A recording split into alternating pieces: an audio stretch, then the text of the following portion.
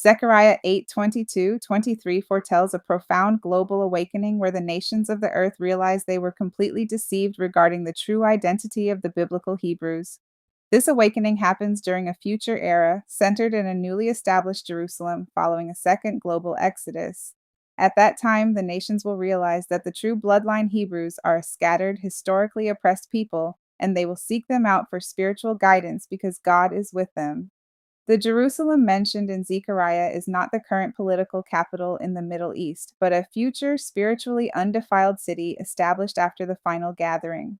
Scripture indicates that the true bloodline, Hebrews, would lose their heritage, language, and identity and be scattered into global captivity and bondage across the four corners of the earth. The true Hebrews are not the modern day residents of Israel, but rather a historically oppressed people of color scattered by captivity. Here is biblical proof you can study for yourself. The true identity and the scattered remnant is tied to the prophetic curses of dispersion and captivity. Deuteronomy 28:64 says, "And the Lord shall scatter thee among all people, from the one end of the earth even unto the other." This establishes that the true remnant would be completely uprooted from their land and scattered globally. This prophecy uniquely identifies Black Americans and people of color across the diaspora as the true biblical Hebrews. No other group matches this specific global scattering. Deuteronomy 28:68 states that Israel would be sent into Egypt, which means house of bondage, again by ships to be sold to their enemies. This is a literal description that aligns precisely with the transatlantic slave trade rather than standard overland migrations or ancient exiles. This widespread oceanic deployment forcibly bridged the eastern and western hemispheres, permanently scattering millions of Hebrews across North America, South America, and the Caribbean, which literally fulfills the biblical mandate of being uprooted from the one end of the earth even unto the other. Furthermore, the prophecy declares that the scattered people would discontinue from thine heritage. Jeremiah 17:4 states, "And thou even thyself shalt discontinue from thine heritage that I gave thee, and I will cause thee to serve thine enemies in the land which thou knowest not." This explains that an organized deception would occur, causing the true Hebrews to lose their original language, names, and cultural identity over centuries of bondage. Deuteronomy 28:64 explicitly states that the scattered Israelites would serve other gods, even wood and stone.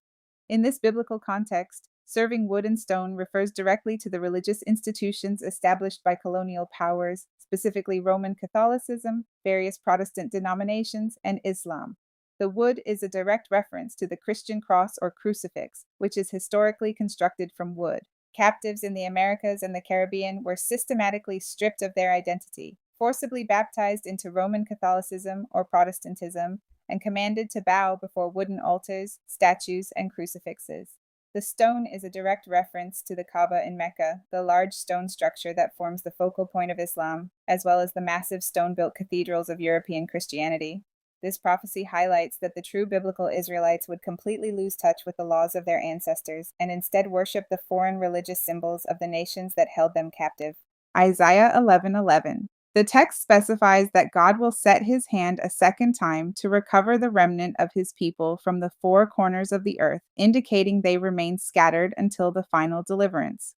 Jeremiah 23:7. This passage states that after the second Exodus, the children of Israel, the seed of the house of Israel, will be gathered out of the north country and from all countries where God had driven them, and they shall dwell in their own land. This placement in their own land happens after the gathering, not before. Ezekiel 47 and 48.